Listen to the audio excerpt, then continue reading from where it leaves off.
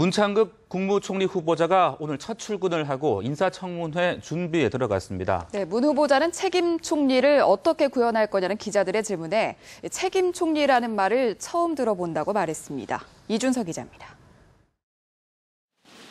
국무총리에 지명된 문창극 후보자의 첫 출근길. 자신의 제너시스 차량을 직접 몰고 도착한 문창극 후보자는 밝은 표정으로 정부 청사 별관에 들어섰습니다. 쏟아지는 질문에 문 후보자는 미소로 답변을 대신했습니다. 지금 다 그런 얘기할 시간 없고 이제 열심히 청문회 준비하겠습니다. 여러분들 수고하세요. 김기춘 실장과 박정희 재단에서 같이 계셨던 게 인사에 좀 작용을 했다고 보시나요? 그런 건 잘 모르겠습니다. 저는 그런 거에 대해서 아는 바가 없습니다. 자, 가겠습니다. 책임 총리제에 대한 질문에는 처음 들어보는 얘기라고 선을 그었습니다. 책임 총리 그런 것도 저는 지금 처음 들어보는 얘기고 하여튼 열심히 준비하겠습니다. 문 후보자는 청문회 일정과 절차에 대해 보고받는 것을 시작으로 임명동의안과 청문 요청서를 국회에 제출하기 위한 작업에 들어갔습니다. 총리실은 안대희 전 후보자 때와 마찬가지로 김일학 정무실장을 중심으로 인사청문회 준비단을 꾸렸습니다. 뉴스와의 이준서입니다. 새 국무총리 후보자가 지명되면서 박근혜 정부 2기가 곧 출범할 예정인데요. 이에 맞춰 공공기관장들 인선도 급물살을 타고 있습니다. 이경태 기자입니다. 공공기관 최고 경영자와 감사를 뽑는다는 공고가 줄을 잇고 있습니다. 문창극 국무총리 후보의 지명에 맞춰 공공기관의 물갈이도 한꺼번에 진행되는 모양새입니다. 특히 이번에는 민간 유착 비리 논란을 일으킨 정부 출신 낙하산 인사가 척결될지 관심이 모아집니다. 인천국제공항공사는 오는 27일까지 임기 3년의 사장을 모집합니다. 연봉 3억 원이 넘는 요직이지만 방망경영 개선이란 중책을 떠맡아야 합니다. 한국거래소는 임기 2년의 상임감사위원을 오는 12일까지 모집합니다.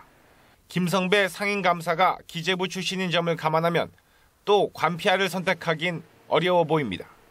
경영 공백 상태인 강원랜드도 임기 3년의 부사장을 모집합니다. 2000년 창립 이후 임원 중 75%가 산업통상자원부와 문화체육부 인사였기 때문에 인적 쇄신 요구가 높습니다.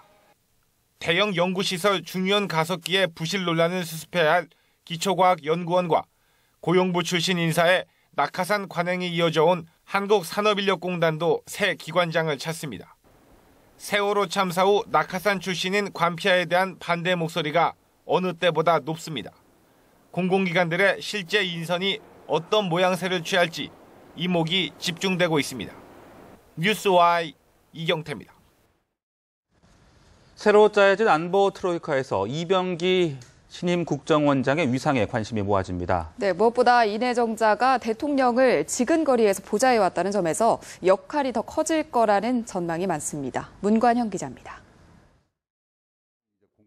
박근혜 정부 초기 국가안전보장회의 상임위원 7명 가운데 핵심 3명은 군 출신이었습니다.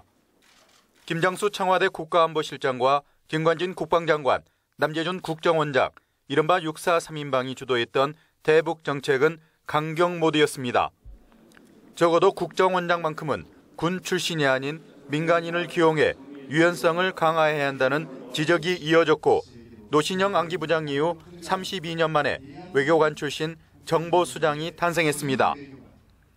관심은 누가 2기 안보 트로이카의 좌장 역할을 하느냐입니다.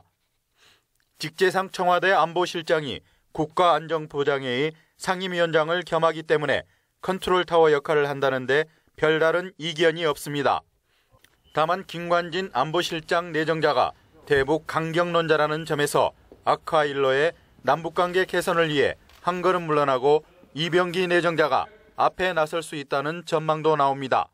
이 내정자가 직업 외교관 출신인데다 정치권에 오래 몸담아 대화와 협상에 능하고 무엇보다 박근혜 대통령과 통한다는 점은 그 근거입니다.